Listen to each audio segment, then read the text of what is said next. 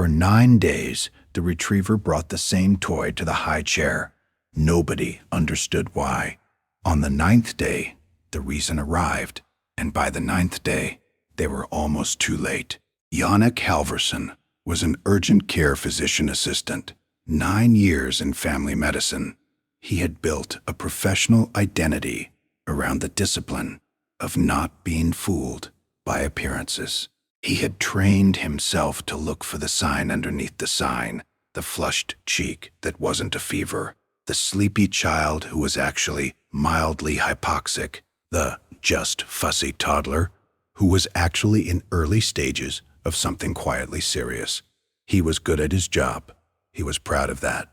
He would carry the next 9 days with him for the rest of his career. His daughter Cordelia was 10 months old, round-cheeked, permanent grin, the kind of baby who laughed at ceiling fans.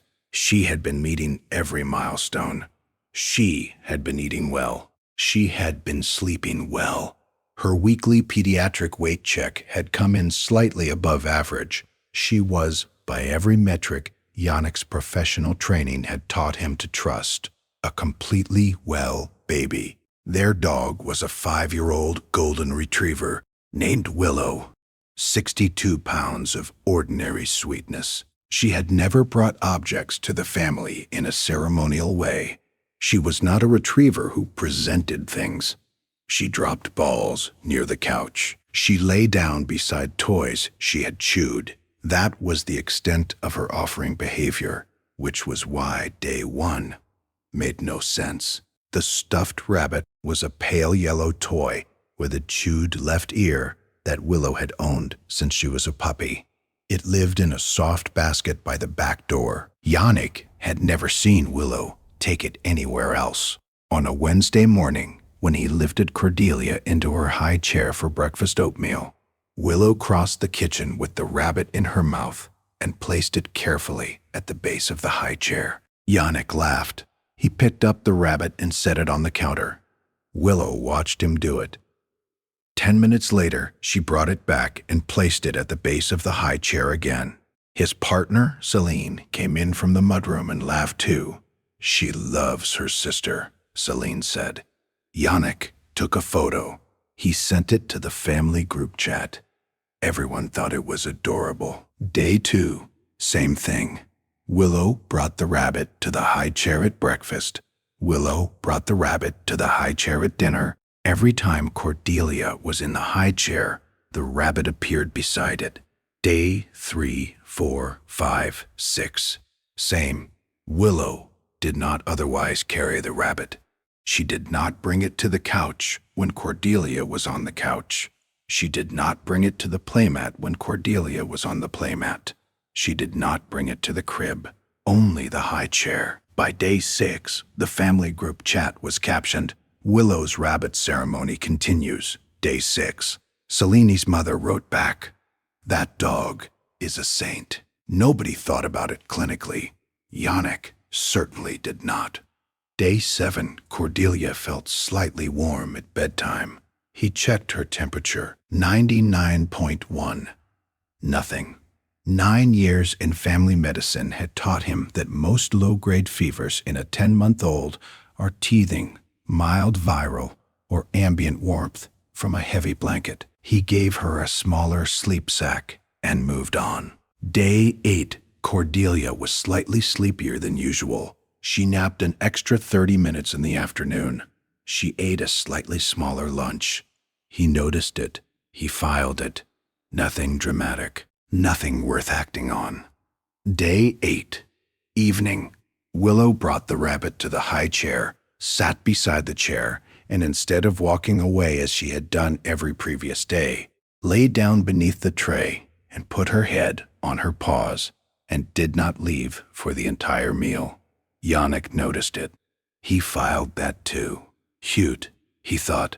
Willow is really committed to her sister today. Day 9, morning. Cordelia was still slightly warm, not dramatically, 99.4. Her cheeks were a shade pinker than usual. She ate about 2/3 of her breakfast. Willow lay beneath the high chair the entire time. When Yannick lifted Cordelia out and carried her to the playmat, Willow followed the high chair. Not the baby. The chair sat beside it and made a low sound in the back of her throat that Yannick had never heard her make. He stopped.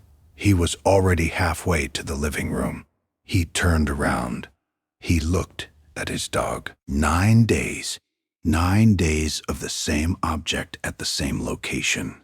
9 days of a dog trying to give him something. He walked back into the kitchen. He put Cordelia on the counter beside the sink. He pulled up her onesie. There was a small mark on her lower abdomen, just above the diaper line. A spot he had assumed for days was a diaper rash reaction. 9 days in, it was raised, warm, faintly red-ringed in a pattern he recognized instantly from every emergency medicine textbook he had ever read. He was in the car with Cordelia within 4 minutes. If you stay for stories about what animals sense before we do, you're in the right place.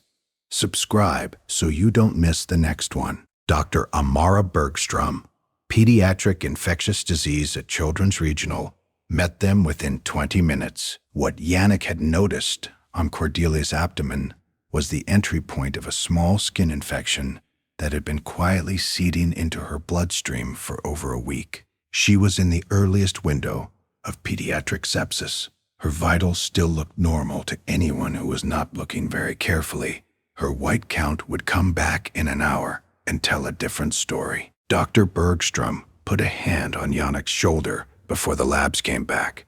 9 years in urgent care, right? Yes. You would have caught this, but probably not today, probably tomorrow or the day after. That's a longer conversation. What made you look today? Yannick could not speak for a second. My dog. Dr. Bergstrom nodded slowly, not surprise. Recognition in an infant produces changes in the volatile compound profile long before it produces recognizable symptoms. Some dogs will fix on it in ways we don't entirely understand yet. But that behavior, the object, the location, the persistence, that's a dog telling you something is wrong in the seat where the baby sits. She has been telling you for 9 days. Has your dog ever done something you couldn't explain until it was the only thing that made sense? Tell us in the comments. These stories deserve to be heard. Cordelia was admitted for 48 hours of intravenous antibiotics. She responded well. They were home on Sunday morning. When they walked through the door, Willow was sitting in the kitchen beside the high chair. The stuffed rabbit was on the floor beside her. Selene said quietly, "She has been waiting." Yannick set Cordelia's car seat down on the kitchen tile. He crossed the room. He got down on his knees beside Willow. He picked up the rabbit. He handed it back to her, very carefully. "I understand now." Willow took it in her mouth. She looked at him for a long moment. Then she carried it delicately back to the basket by the back door and dropped it in. She did not bring the rabbit to the high chair the next morning. She did not bring it to the high chair the morning after. She has not brought it to the high chair since. There is nothing to warn about anymore. She had known that too before anyone had told her. If stories like this matter to you, subscribe so you never miss the next one. The next one involves a Malamute who slept in the nursery every night for weeks, long before the family understood what he was listening for.